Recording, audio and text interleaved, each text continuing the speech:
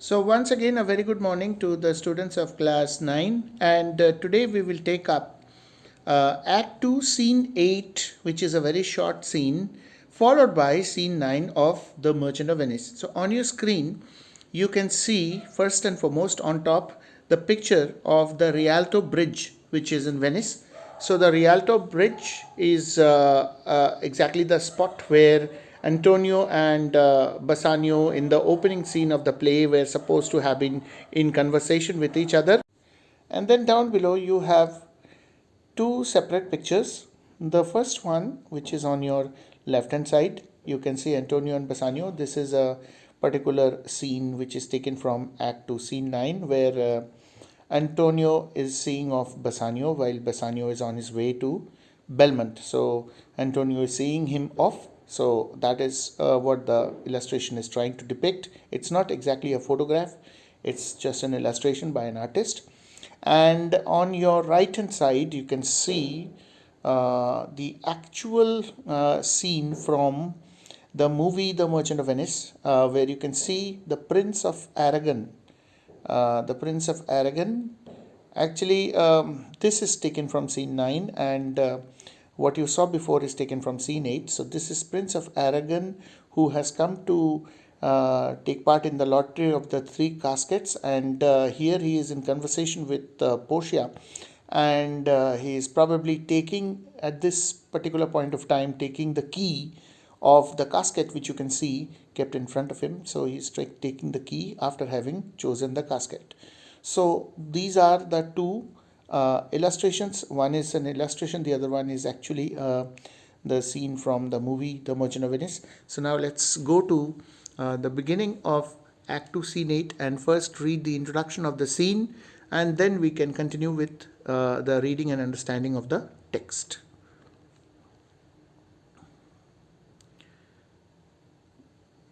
So now here on your screen you can see Act 2, Scene 8. In this scene, Shylock discovers the elopement of his daughter with a Christian and her theft of gold and jewels while fleeing. So this is the scene of discovery where Shylock discovers that his daughter has run away with her Christian lover Lorenzo, and Shylock's daughter, of course, is Jessica. And that not only has she run away, she has also taken some valuables with her, gold and jewelry, etc., when she has run away.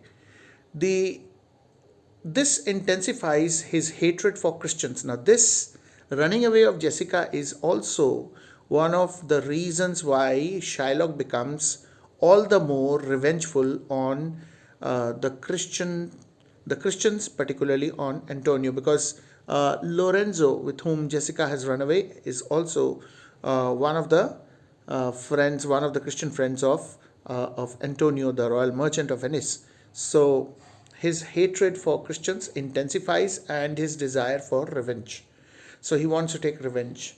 Now, Salarino and Salanio talk about a shipwreck and hope that it is not Antonio's. Now, this is the turning point where where things, or rather the tables, are turned against Antonio, you could say. From the conversation of Salarino and Salanio, we come to know that a ship has been destroyed, and they are hoping and praying that it is not one of the ships of Antonio, because Antonio is their friend.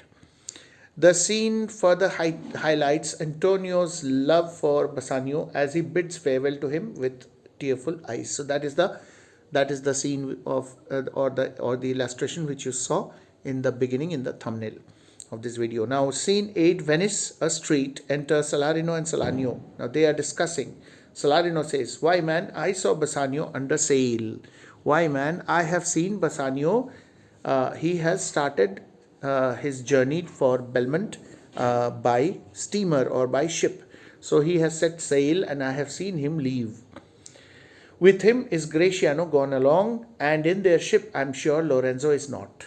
So with him Gratiano has gone. We already know that Gratiano had in fact requested Bassanio to take him along, and Bassanio had agreed. So Gratiano has gone with him, and in their ship I am very sure that Lorenzo is not present. That means Lorenzo hasn't gone. with them. So there is a doubt going around, there is a rumor going around rather in Venice that Lorenzo and Jessica have escaped in that, because that was the only ship which left the harbor of Venice on that particular evening, and Jessica and Lorenzo have gone missing. So it was being thought that maybe they have also sneaked into that ship, and they have also left Venice in that ship. So these two friends are discussing, and Salarino is confirming to Salanio that no, Lorenzo was not on board that particular ship. Now Salanio says the villain Jew with outcries raised the Duke, who went with him to search Bassanio's ship. So the villain Jew, they are calling Shylock a villain unnecessarily though. This was the mentality of the Christians, that they always considered the Jews as villains and nasty creatures, and so there was a lot of racism among the Christians in those days in Venice. So the villain Jew, he went and he screamed and shouted and created a racket outside the Duke's palace, and the Duke of Venice, who is the supreme authority or the chief administrator of Venice, he accompanied Shylock, as it was his duty to protect the rights of all citizens of Venice, irrespective of their religions. So he went along with Shylock, because Shylock said he had every possible doubt that the ship which was supposed to leave the harbor of Venice that evening, his daughter and her Christian lover could be found in that ship. So they went and searched Bassanio's ship. Salarino says he came too late, the ship was under sail. So Salarino gives more authentic information to Salanio. He says no, he could not search because they came too late. By then the ship had already left the harbor of Venice. But there the Duke was given to understand that in a gondola were seen together Lorenzo and his amorous Jessica. No, he was told, the Duke was told when he came to the dock to search the ship had already left. But the people there, they told the Duke that Jessica and Lorenzo, they had been seen together sailing in a gondola. And what is a gondola? A gondola is a boat, a typical boat with a boatman, which one gets to see in the waterways of Venice. So they have set sail in a gondola. They were seen traveling in some other direction, and they were sailing in a gondola. So besides, Antonio certified the Duke they were not with Bassanio in his ship. So Antonio also confirmed this information to the Duke, that he hadn't seen Lorenzo and Jessica on board Bassanio's ship. Now, when Antonio says something, the Duke believes him. Two reasons. One is that he is the richest merchant in Venice, owner of many ships, and so he is often called the royal merchant.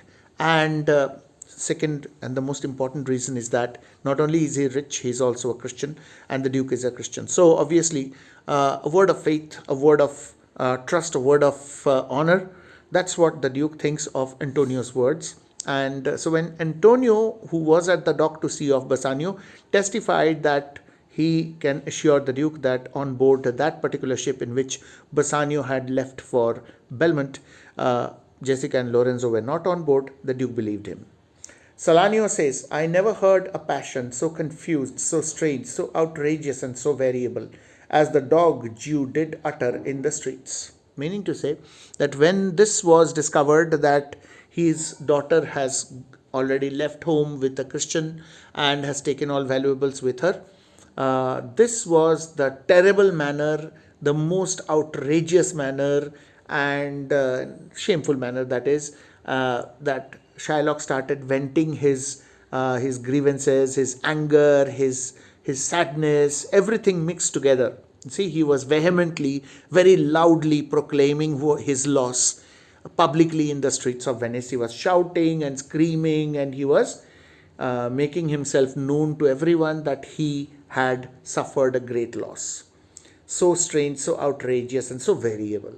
As the dog Jew, again see, they are referring to Shylock as a dog, did utter in the streets. So not only Antonio, other friends of Antonio, Christian friends of Antonio, also have the habit of referring to Shylock as a dog. So why wouldn't he want or seek revenge? If you are constantly insulted, then obviously when you get your scope, you will try to take revenge. And that is exactly what Shylock does in the long run. Let's see what happens. My daughter, oh my ducat. So these were the words with which Shylock was screaming and shouting in the streets of Venice. My daughter, oh my ducats, oh my daughter, fled with a Christian, oh my Christian ducats, justice, the law, my ducats and my daughter. So he was seeking justice, he was craving and crying for justice, and he was saying that the Christian had got all his ducats because by virtue of the fact that he has taken away his daughter. So, and his daughter has gone with all his money and valuables. So I want justice. The law, give justice to me. Find my daughter, return my ducats and my daughter. A sealed bag, 2 sealed bags of ducats. So my daughter has eloped and she has taken with her, in fact, not just 1 bag of ducats, 2 sealed bags of ducats, of double ducats. Therefore, since 2 bags of ducats have been taken, so double ducats stolen from me by my daughter. So there seems to have been 2 kinds of ducats, one being double the value of the other. So in those times, maybe just like you have 1 rupee coins and 2 rupee coins. So if you have a bag full of 1 rupee coins and if you have a bag full of 2 rupee coins, and if both the bags have same number of coins, then the second bag will obviously have double the amount of money than the first one. So the same way, the ducats and double ducats probably meant that. So we move to page 74. And jewels, 2 stones, 2 rich and precious stones, stolen by my daughter. Justice, find the girl. She had the stones upon her and the ducats. So he is demanding the law, craving the law, that the law should find his daughter and should recover the money that she had stolen while she left. Salarino says, why? All the boys in Venice follow him, crying his stones, his daughter and his ducats. Why? All the boys of Venice followed him around, mocking him, making fun of him, and repeating exactly those words which he was saying as he was shouting and screaming and passing through the streets of Venice. So the boys of Venice, the urchins, the boys in the street urchins, they followed Shylock, teasing him from behind and crying out in the same manner, imitating him, copying him, and saying the same words. So it was really a funny scene in terms of the Christians, because Shylock was screaming and crying and lamenting and demanding justice from the law, and the boys were teasing him, making fun of him, and the onlookers, you can imagine that they must have been taking a lot of pleasure out of it. Anyway, Salanio says, let good Antonio look he keep his day, or he shall pay for this. Now Salanio is a little more, you can say, he's wiser than Salarino, and he says that though it apparently seems very funny at this stage, but then Antonio should be careful, because this man, if he gets the scope, he will wreak vengeance on Antonio. So if Antonio is not careful, if he does not keep his day, meaning to say, if he does not fulfill the task of returning the money that he has borrowed from Shylock, then he may get into deep trouble. So let's hope and pray that he is able to keep his word. Salarino says, Mary, well remembered. In the name of Virgin Mary, you have reminded me of something very important, well remembered. Okay, you remind me of something which I should have talked about. And he says, I reasoned with a Frenchman yesterday who told me, in the narrow seas that part the French and English, meaning to say the English Channel. In France, they call it the French Channel. In England, they call it the English Channel. In the map of the world or in the map of Europe, you'll find it mentioned as the English Channel. So here Salarino says, you have really reminded me of something important. I happened to be in conversation with a Frenchman. Reason means talked. So I was having a conversation with a man from France. And he told me that in the English Channel, the narrow seas which separates France from England, there miscarried a vessel of our country richly fraught.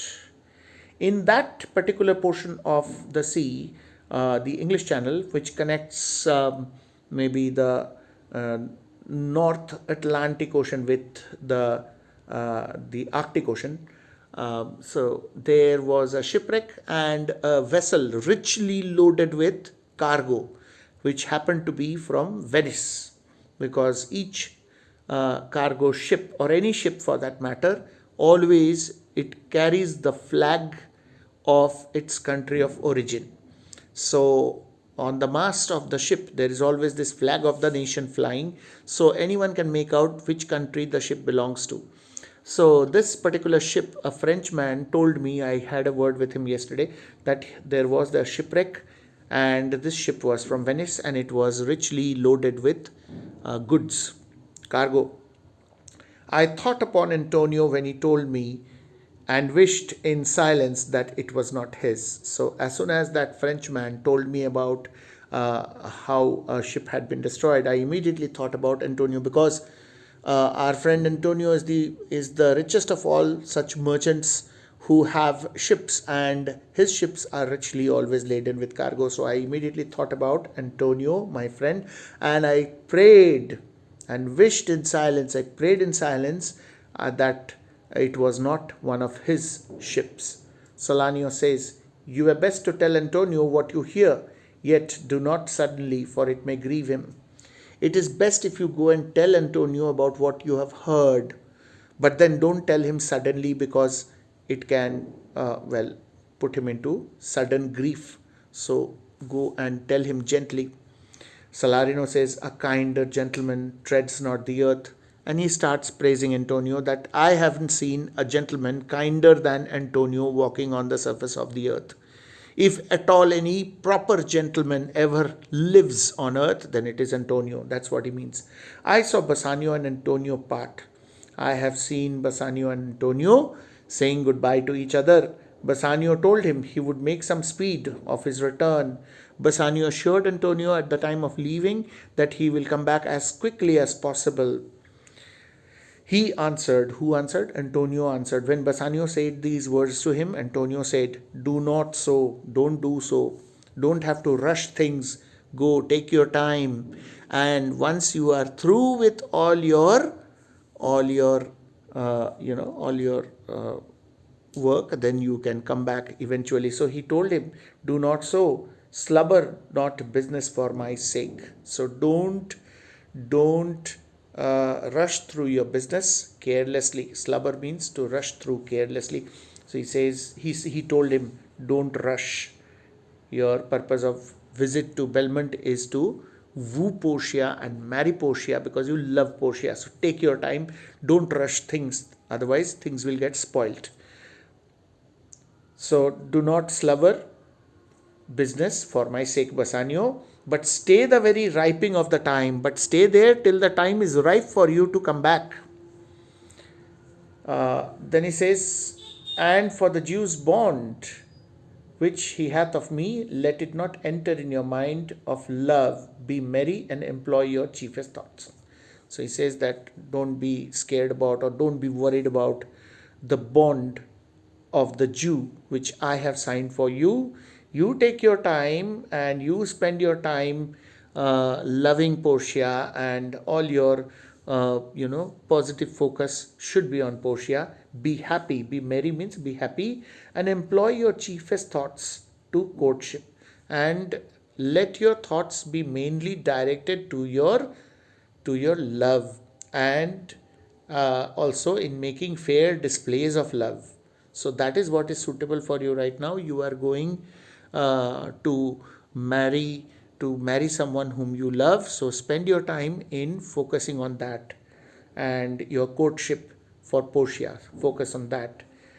And such fair ostents of love, such fair displays of love, as shall conveniently become you there, which shall be suitable and which give you credit when you are in Belmont.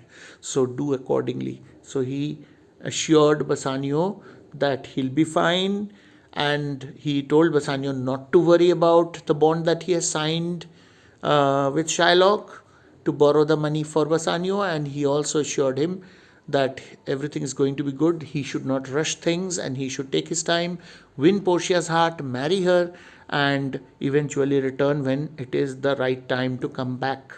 So this is what Antonio's advice was to Bassanio when he left. So then we move on to page 75.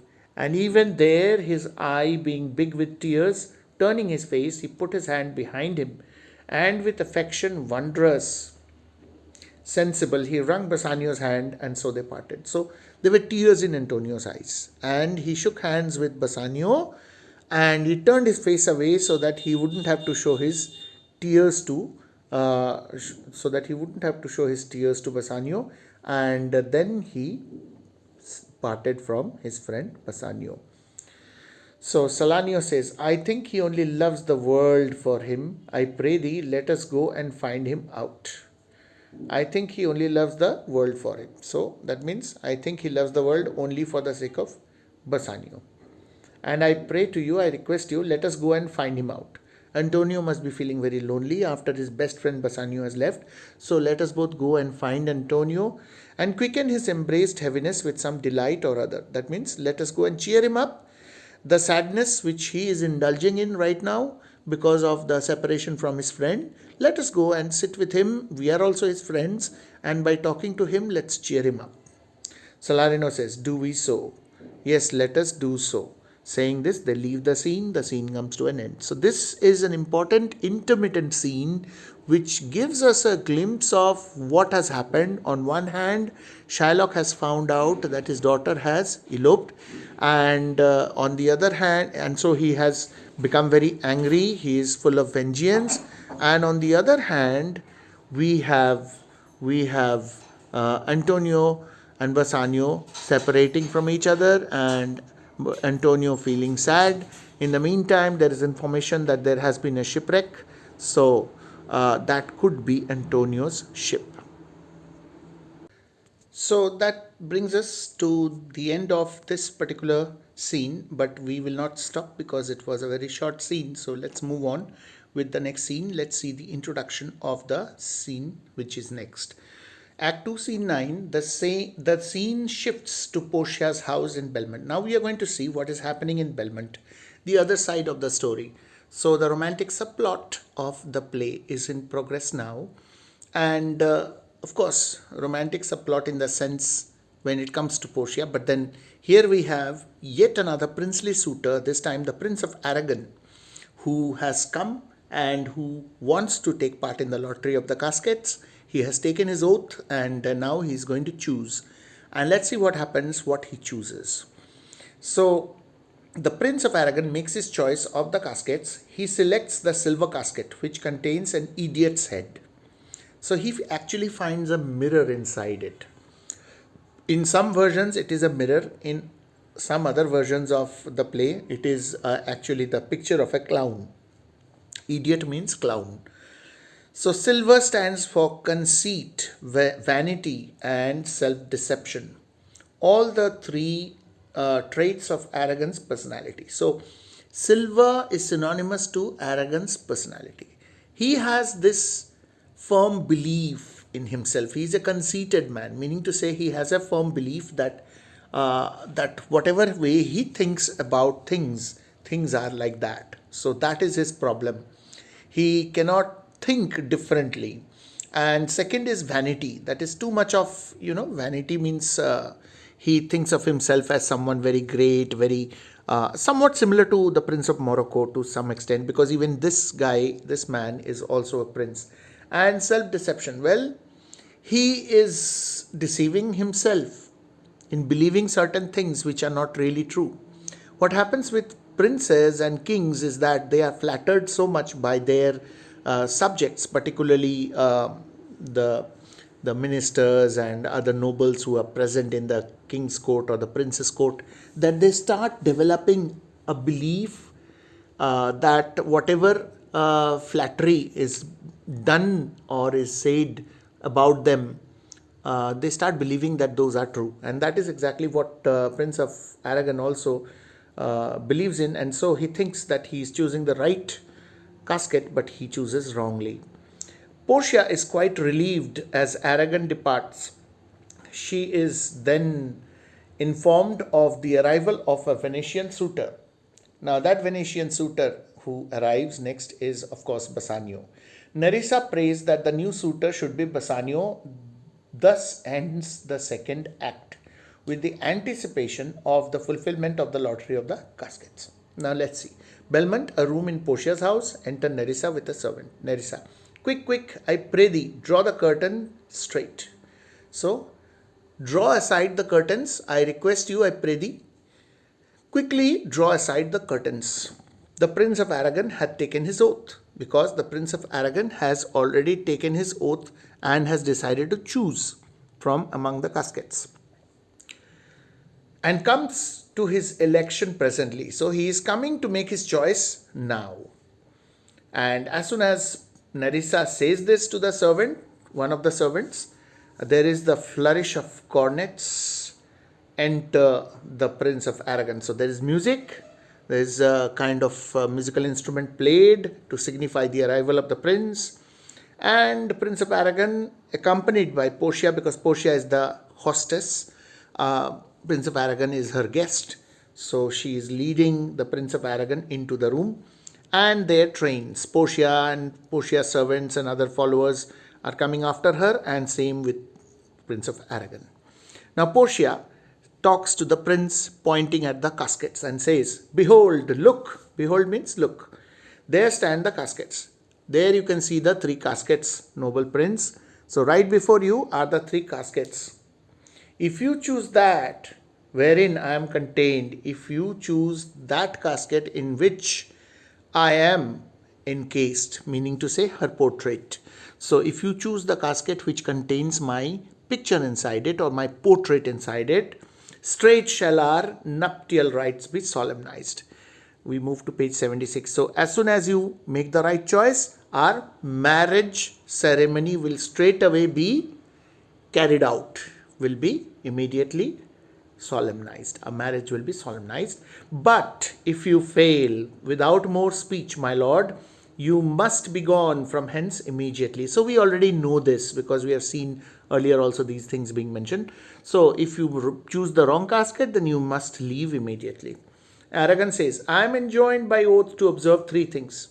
Well, I have taken the oath, and by virtue of that oath which I have taken, I am bound to do or follow. Observe means to follow or to promise 3 things. First, never to unfold to anyone which casket was I chose.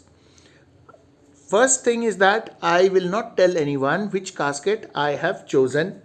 Next, if I fail of the right casket, never in my life to woo a maid in way of marriage. Secondly, if I fail to choose the right casket, I will never try to approach any maiden, any unmarried female or any unmarried girl and try to marry her, try to woo her. That means I will not persuade her to marry me. I will not try any kind of courtship with any other girl ever in my life. Lastly, if I do fail in fortune of my choice, immediately to leave you and be gone. And the third condition by which I am bound is that if I fail to choose the correct casket, then without further words, I should leave this place at once and be gone. Portia says, to these injunctions everyone doth swear that comes to hazard for my worthless self.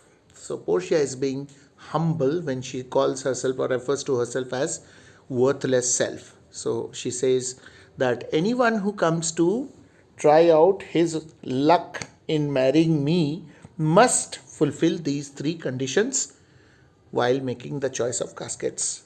Though they are coming to try their luck to marry someone so worthless as I am, yet these are the 3 important injunctions. Injunctions are, you can say, conditions. Aragon says, and so have I addressed me, fortune now, to my heart's hope. I have also addressed myself. I have also prepared myself accordingly and mentally. Now let fortune is personified here. Fortune is goddess luck, lady luck. May fortune now favor the hopes of my heart. That is what he means to say. Meanings are explained alongside. So as you read along the text, try to look at the meanings so that it becomes easier for you. Plus I am explaining, so you should also be able to understand. Aragon says further, gold, silver and base lead. See, he has already declared lead as something base. See his adjective. He has not used any adjective for gold. He has not used any adjective for silver, but he has called lead base lead. Who chooseth me must give and hazard all he hath. So from gold to silver and silver to lead, he is now standing in front of the lead casket and he is reading the inscription or the line written on it, inscribed on it. One who chooses me must have to give and risk all that he has. You shall look fairer, or I give or hazard. You have to look fairer than you are before I risk or hazard anything for you. What says the golden chest? Let me see. He moves away from the lead casket, refusing to choose it. He says, you have to look fairer before I give or risk anything for you. Let me see what the golden casket says. And he reads, who chooseth me shall gain what many men desire. He reads the inscription which says, the one who chooses me shall gain what many people desire to have. What many men desire, that many may be meant by the fool multitude. He says, oh, many men desire. That refers to the foolish crowd of people. Majority desire something. They are all foolish if they all desire something in particular. So I am not going with the crowd. What many men desire is not my cup of tea. I am not going to be just like many men. I am someone special. So that is what his self-conceit is all about. So, that choose by show, not learning more than the fond eye doth teach. So many men, they have the habit of choosing by external looks of things. They don't try to understand anything more than what their eyes show them. With their eyes, they see something attractive and they immediately choose it. That is what many men do. Well, those eyes do not pry, so which pries not to the interior, but like the martlet builds in the weather on the outward wall. So these many men, they have the tendency of going by external looks of things. And just like the foolish house martin, he refers to a bird, an English bird or a British bird, which was commonly called the house martin. It used to build a nest, of mud on the open air or on the outward edges of houses. Now what happens when you build a nest on the outer edge of the roof? You are prone to the harsh weather conditions. Now the house martin makes that mistake. It builds its nest on the outer side of the wall of buildings, and what happens when the bad weather comes? The nest is destroyed, its eggs are destroyed, its little ones are killed. So I am not like the house martin. I am not like that bird. I will not go by external looks of things. I would like to understand the inner quality of things. So that is what he says. Well, he is on the right track. But then that inner quality of things which he needs to understand, he needs to understand that in a better way.